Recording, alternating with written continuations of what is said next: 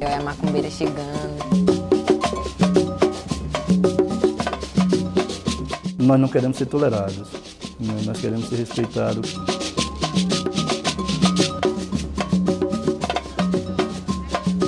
Não sou criminosa, não. Chega de intolerância religiosa.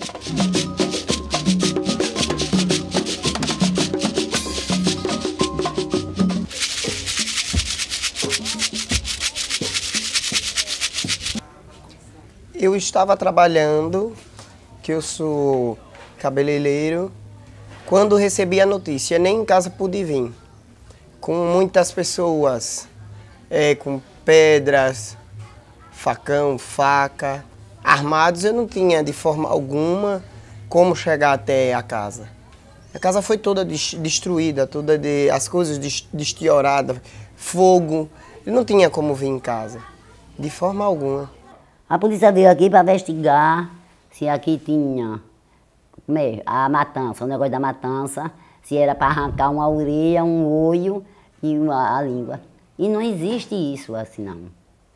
Eu tenho 50 e tantos anos que trabalho e nunca existiu. Ia ter uma festa. Ela proibiu, suspendeu os bichos todos que estavam aqui, suspendeu, eu perdi tudo, não matei nenhum. Não matei nenhum. Ela mandou comprar as galinhas mortas. Eu comprei as galinhas. Foi um prejuízo, meu filho, foi um prejuízo que eu não aguento mais. Chamou 2 carros de polícia para aqui. Fazendo o quê? Eu sou criminosa?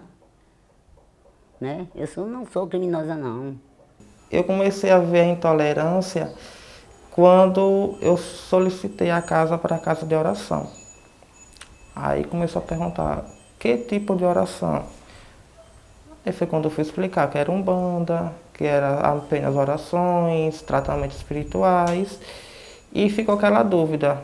Para pegar esta casa ainda demorei praticamente um mês, porque eu vi um pouco de rejeição pela parte dele. Mas não desisti, fui atrás.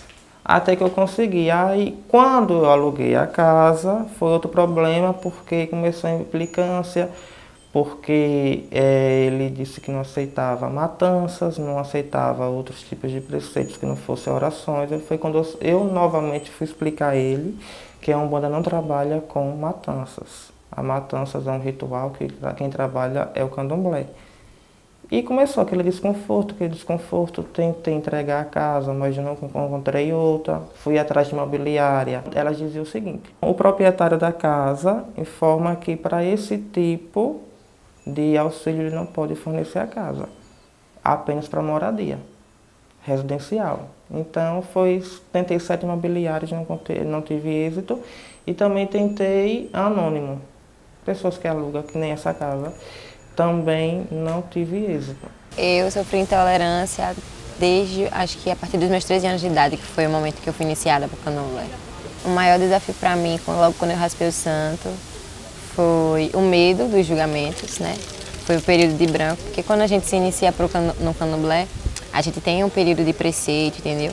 E aí a gente passa por um momento que a gente tem que vestir branco durante um período. Esse foi um dos maiores desafios, porque eu era muito nova, então eu tinha muito medo do julgamento das pessoas. Logo quando eu voltei para minha casa, depois que eu me recolhi, que saí, muita gente da minha rua começou a me tratar diferente, entendeu? Pessoas que eu falava passaram a parar de falar comigo.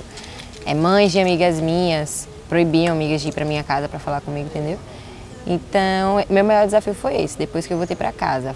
Foi o período de branco e me socializar com as pessoas. Do ponto de vista filosófico, a intolerância é uma prática comportamental de desqualificar, julgar, submeter, inferiorizar o diferente. Eu, enquanto acadêmico, enquanto membro do candomblé, eu digo, usando as palavras da Makota Waldina, de que eu não quero ser tolerado, eu quero ser respeitado. Respeito vai para além da tolerância. Tolerar também é uma forma de suportar. Eu não quero que ninguém me aceite, eu não quero que ninguém me suporte. Eu quero apenas que as pessoas me respeitem com a minha diferença e na minha própria diferença. A questão da intolerância religiosa e racismo, desde do projeto Racismo Conhecer para Enfrentar, tem sido registrado diversos casos, diversas situações, né? E este ano nós temos aproximadamente 20 a 22 procedimentos, né? E nós requisitamos inquérito policial, e aí a importância de ter uma delegacia especializada da CRIM, que tem à frente a doutora Meire Mansuê, tem sido uma parceira do Ministério Público na atuação em prol do combate à intolerância religiosa e em prol do combate ao racismo. A DACRI é a Delegacia de Atendimento a Crimes Homofóbicos, Racismo e Intolerância Religiosa. Nós começamos a atuar esse ano, em 2018, foi criado por portaria da Superintendência de Polícia Civil. Estamos atuando nesses viés de apuração de crimes homofóbicos, crimes de racismo, injúria racial e a intolerância religiosa, que também é um tipo de racismo, que é o racismo religioso. Então, as notificações aumentaram, tanto pelo Disque 100, do governo federal, como as denúncias presenciais. Então, a partir dessa conjuntura que foi de 2017 para cá, a partir da apresentação desses novos dados, a Secretaria tomou a decisão de criar a delegacia específica para atendimento a crimes de racismo. O crime de racismo, lá no artigo 20, ele diz que praticar discriminação por cor de pele, por etnia, procedência nacional ou religião, ele está incluído aí. Então, é um crime que é apenado até 5 anos de reclusão, é um crime que é imprescritível, ou seja, a pessoa pode ser processada a qualquer tempo. Ele é um crime extremamente grave, punido de forma muito rigorosa pela lei. Alguns relatos relatam que um pastor da igreja que a mãe do menino Juan andava, tinha saído de primeira mão que o menino tinha sido sacrificado para uso de ritual de magia negra. Bom, eu tenho 17 anos de Abaçá, 17 anos de Babalorixá. Minha religião não permite, que a gente use sacrifício de pessoas na religião. Então, assim, para mim, que Deus é esse? Porque para você servir a uma religião, você tem que estudar a religião. Você tem que estudar o propósito daquela religião, entendeu? É muito fácil para as pessoas hoje, você hoje perguntar o que é candomblé, o que é macumba, as pessoas não sabem informar. A pessoa não sabe o que é candomblé. Acham que o candomblé e a macumba é a mesma coisa. Não é, não é. O candomblé é a estrutura, é isso aqui. E a macumba é um ritual do sagrado que você vai arriar para o sagrado que você oferece a oferenda, a comida. Aí as pessoas, assim, associam essa mísera loucura, que quase vitimou minha mãe, quase me vitimou, mas mesmo assim atingiu minha dignidade, atingiu a imagem da minha casa de qualquer forma, porque hoje minha casa não tem sido vista como sempre foi. Entendeu? Porque quer queira que as pessoas têm um breve receio de olha, vou na casa de pai ali, mas como vou mais? Depois de tudo que aconteceu.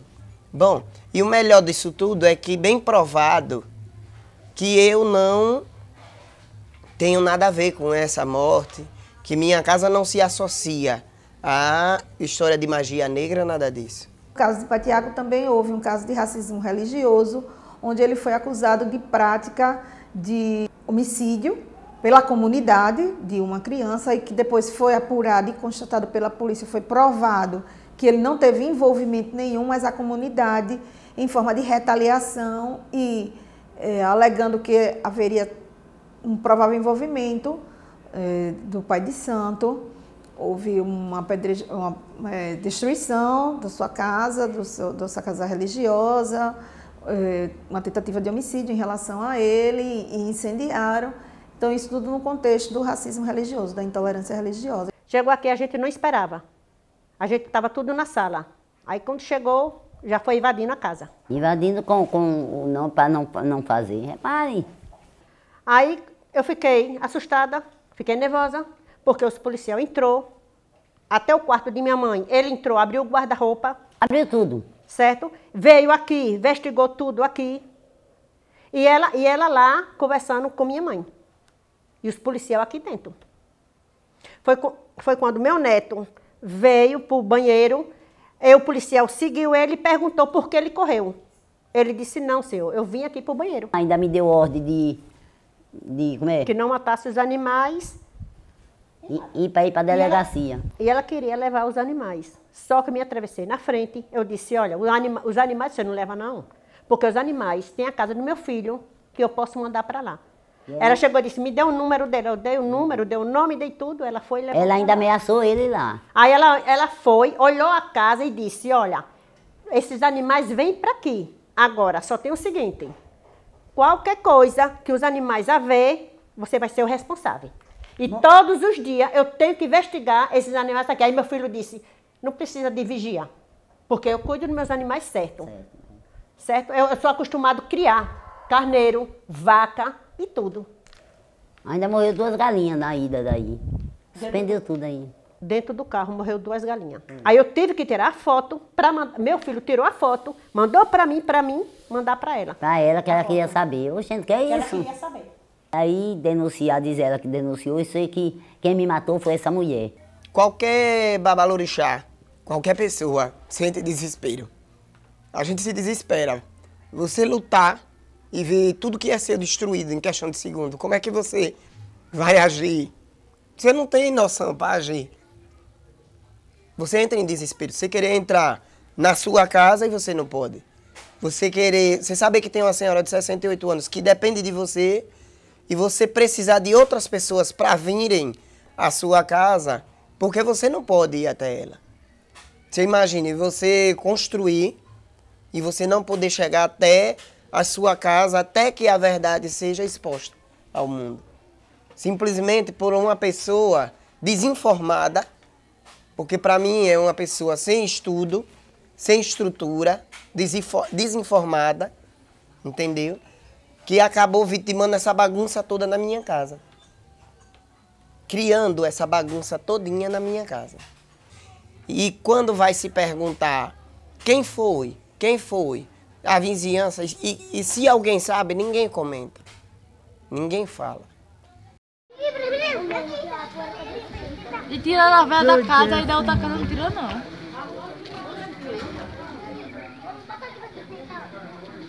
O guri vai tocar fogo. É de casa de macumbeira, de tudo aqui na Soledade, viu? Quem tiver casa de macumba aqui, que saia fora. E não, realmente é bala lá dentro, fogo e tudo, viu? Me senti ruim, né? Porque eu nunca fiz isso. Que a gente mata os bichos, tira a cabeça, tira os pés, tira tudo. E deixa o corpo pro povo comer. E nem isso aconteceu. Tive de ir pro açougue, comprar 30 quilos de galinha, comprei para não matar nada. Aí teve um policial que disse, gente, se ela ganhar, não foi? Se ela ganhar uma galinha, ela pode... Não. Gente, que é isso? Sou criminosa aí. Os 2 casos que nós apuramos de intolerância religiosa, eles foram comunicados aqui ao DACRE. Nós iniciamos as investigações, concluímos o inquérito, né, em relação à dona Kida. Foi a apreensão de alguns animais, que houve uma denúncia de maus tratos. Os animais estavam para serem sacralizados nos rituais de religião de matriz africana. E no entendimento da delegacia, houve um caso de racismo religioso. Foi encaminhado para apreciação do Poder Judiciário. Esse exemplo da mãe Kida mostra que, se não houver um olhar mais respeitoso, um olhar constitucional da liberdade religiosa, um olhar de respeito ao Estatuto da Igualdade Religiosa, nós que já verificamos a perseguição de ter uma religião de pobre, da maioria de pretos, periféricos, pessoas idosas, sem dinheiro, sem apoio dos entes públicos, nós temos hoje uma religião de pobre, uma religião perseguida, que hoje é a única que está no Supremo Tribunal Federal. Só por isso já mostra como está sendo ferido o direito dos cidadãos que frequentam essa religião, como está em risco se acabar uma religião no nosso país, como está em risco se violar a Constituição, entrando na liturgia de uma religião. Entrar na liturgia dos cultos religiosos de matriz africana é violar a Declaração Universal dos Direitos Humanos, é violar a nossa Constituição Federal, o Estatuto da Igualdade, é violar o direito à liberdade de culto do nosso país. Para explicarmos um pouco a questão da intolerância em relação a esses povos do ponto de vista histórico, é necessário percebermos que a intolerância religiosa é, na verdade, uma das ferramentas de operacionalização de algo macro, de algo bem maior, que é a questão do racismo. Certamente que a ideia de ser negro ficou muito atrelada à ideia, à noção, à concepção de escravidão moderna implantada por Portugal. Logo, nós temos um processo que não se resume apenas à perda da liberdade, ou a ideia de que o indivíduo pudesse ter um valor venal, ou seja, um valor de compra e de venda. Nessa escravidão moderna, homens e mulheres não tinham direito sobre seus corpos, sobre sua reprodução e sobre sua sexualidade. Mais que isso, durante muitos anos, até ao longo do século XIX, os negros eram concebidos pela Igreja Católica como desprovidos de alma, portanto vulneráveis a qualquer forma de tentação demoníaca. Nesse sentido, a questão do critério cor, vinculado a um processo de demonização, criou uma fórmula terrível e tenebrosa de se reproduzir em todas as esferas, em todas as instâncias que efetivamente constituem a sociedade brasileira, a ideia de que ser preto é um perigo e lidar com coisa de preto é extremamente perigoso. Eu não voltei para a mesma escola depois que eu fui iniciada no Santo, eu não quis. Eu tive muito medo, porque quando a pessoa é iniciada para o Santo, ela raspa o cabelo, entendeu? O processo algumas tradições de candomblé. E aí eu tive muita vergonha de voltar para a mesma escola que eu estudava antes, careca, entendeu?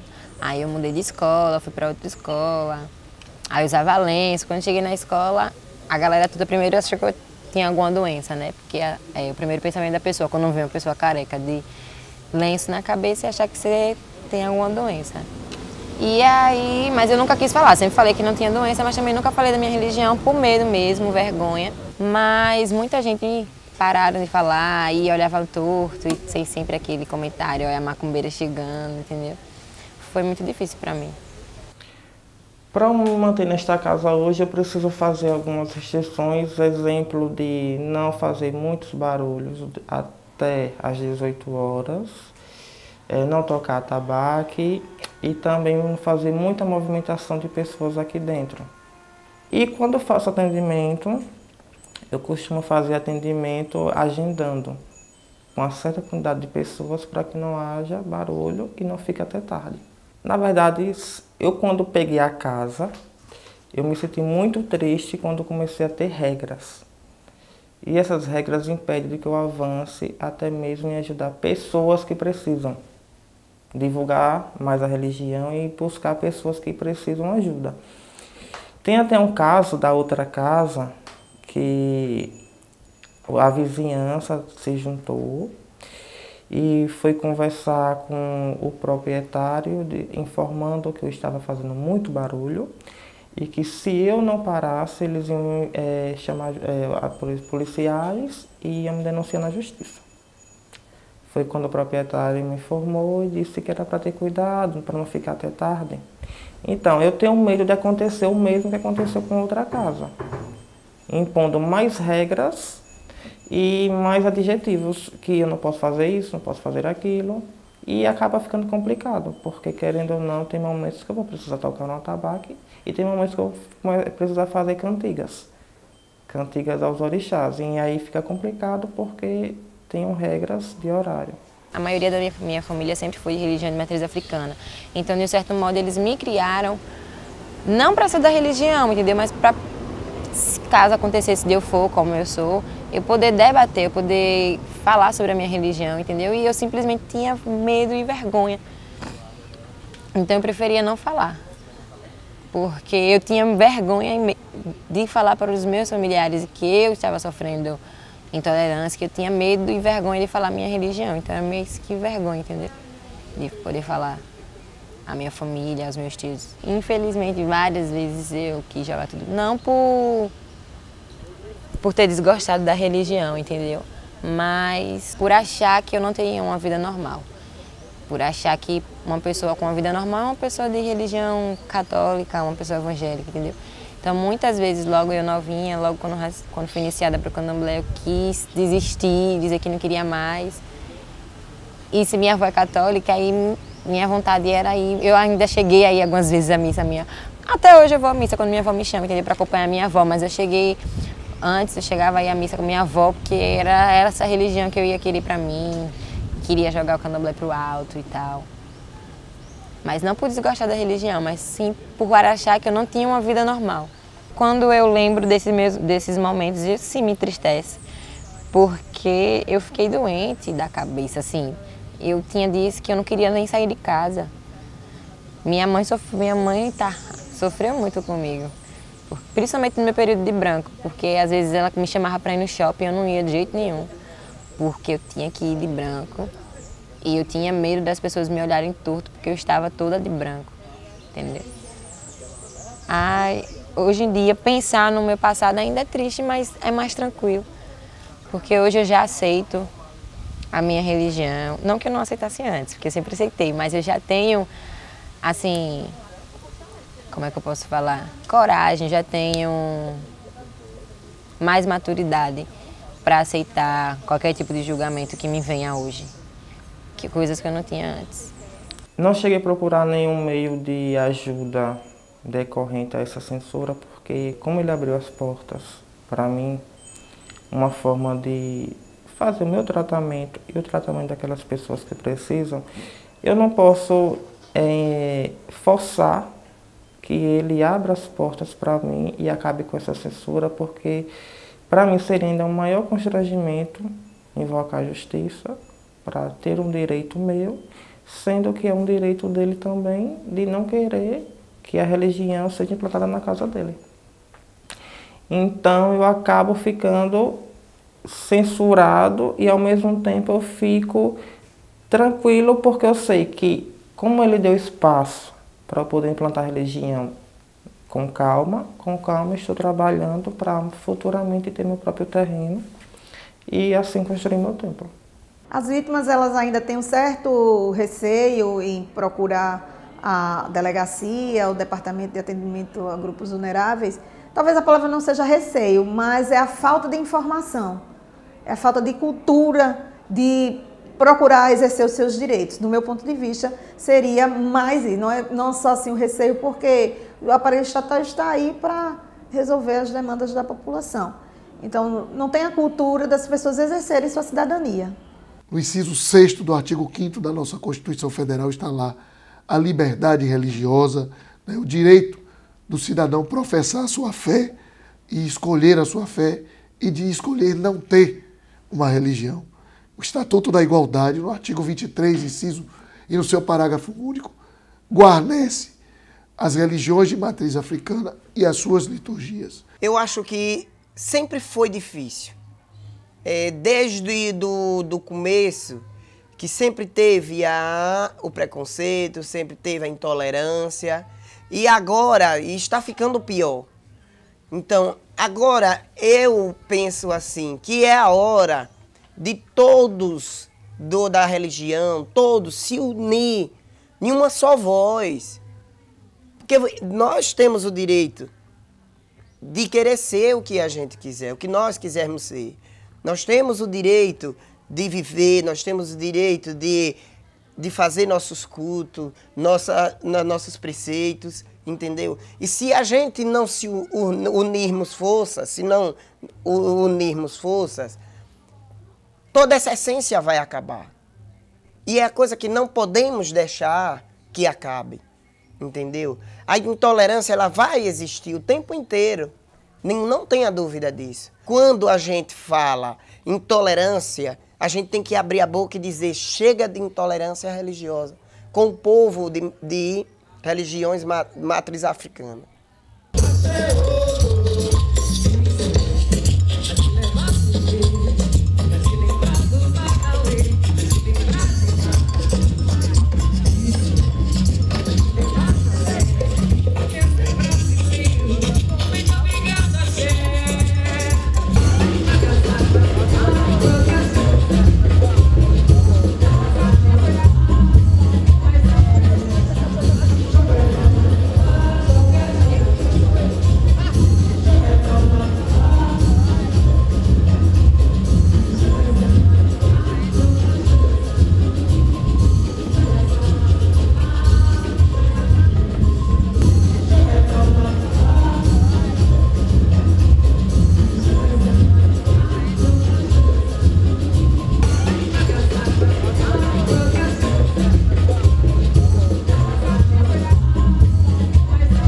A caminhada para Oxalá, ela vem marcar ou demarcar uma nova etapa na manifestação do movimento negro e do movimento de religiosidade de matriz africana no estado de Sergipe. Antes da caminhada era uma, depois da caminhada tomou uma outra dimensão. Tomou uma outra dimensão por quê? Porque a caminhada ela surge para você poder aglutinar essas pessoas em torno de uma luta de combate ao racismo religioso, né? E tem a função de atender duas demandas, né? O movimento de religião de matriz africana, ele consegue associar as duas pautas, né? A pauta do movimento negro e a pauta de matriz africana, né? Digamos que a partir dessa caminhada para Oxalá, houve essa junção, pelo menos aqui no estado de Sergipe, de a gente entender que a luta contra o racismo ela parte principalmente da religião de matriz africana, porque é a base de toda a cultura africana no Brasil. O objetivo maior dessa caminhada é a paz, né? Mas a gente entende que não é possível você construir a paz ou você ter paz se você não tem direitos iguais. Fica complicado você pedir paz às pessoas quando uns são privilegiados e outros não são privilegiados, são massacrados, são oprimidos e são perseguidos até. Por conta disso, a gente vai à rua, todo de branco, sempre na sexta-feira, em homenagem ao grande Obatalá, que é o orixá Oxalá, que é o orixá da paz e da criação, né? E aí a gente está indo já para a quarta caminhada, né? E de forma crescente, de forma reivindicativa e com uma bandeira da igualdade.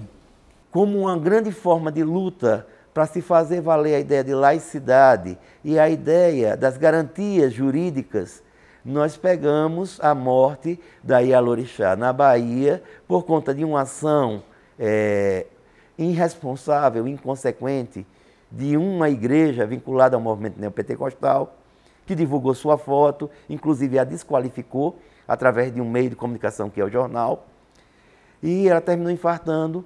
Isso foi um motivo de luta para a inserção no calendário efetivamente nacional de que a data da sua morte seria uma data de luta contra a intolerância religiosa, que é o dia 21 de janeiro.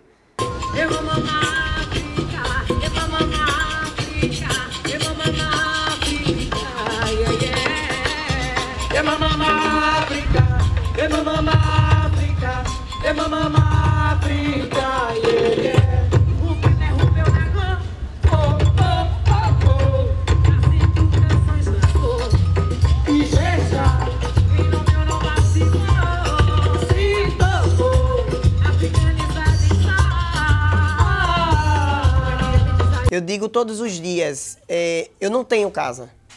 Eu não tenho, isso aqui não é meu, é do meu orixá, é da minha casa. Se alguma pessoa me perguntar, isso tudo acontecer, você vai deixar a religião? Não vou deixar. No dia que eu deixar a minha religião é quando o meu caixão entrar aqui por dessa porta dentro, aí eu deixo a minha religião. Mas assim mesmo, a minha deixa, eu ainda deixo a alguém. Eu espero que haja respeito. Como a gente que anda no candomblé tem a sua ceia, respeitam eles e eles têm que respeitar a gente também. Eu creio que o não, para mim, é um aprendizado e uma porta aberta para um novo aprendizado. E trabalho sempre o não.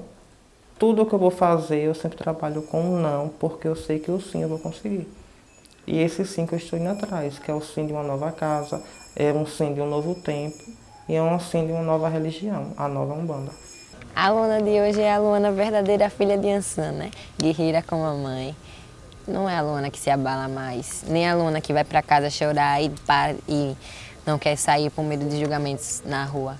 A Luana de hoje é a Luana que sim vai lutar contra o preconceito e vai defender a sua religião. A gente pede que as pessoas elas exerçam a sua cidadania, elas denunciem que tanto o DACRE como os DAGVs dos municípios no interior, como outras as delegacias, elas estão aptas para apurar todo esse crime, que as pessoas não se conformem que é isso mesmo, que eu deixo para lá, que entrega a Deus. Não, as pessoas têm que parar com isso, então tem que exercer essa cidadania, inclusive até para servir de exemplo, para que outras pessoas não praticar mais esse tipo de crime, na verdade, né? Não é o tolerar somente, mas o respeito acima de tudo. Meu nome é Valclides Francisca dos Anjos Silva, conhecida por Manquida, e eu fui vítima da tolerância religiosa. Meu nome é Cristóvão Carvalho, sou conhecido como Pai Calixto e sofro intolerância religiosa dentro de casa, com os familiares e na sociedade. Meu nome é Luana, tenho 19 anos, sou de religião de matriz africana, sou do candomblé e sim, eu já sofri intolerância religiosa. Meu nome é Tiago do Nascimento, do Abaçá Santa Bárbara. Eu fui mais uma vítima da intolerância religiosa e peço que não aconteça em outras casas. Nós não queremos ser tolerados, né? Nós queremos ser respeitados como a gente respeita qualquer uma outra religião. Então o que a gente deseja assim é que eu diria era que Beuiro Locô Adjalá, que Oxalá nos traga paz.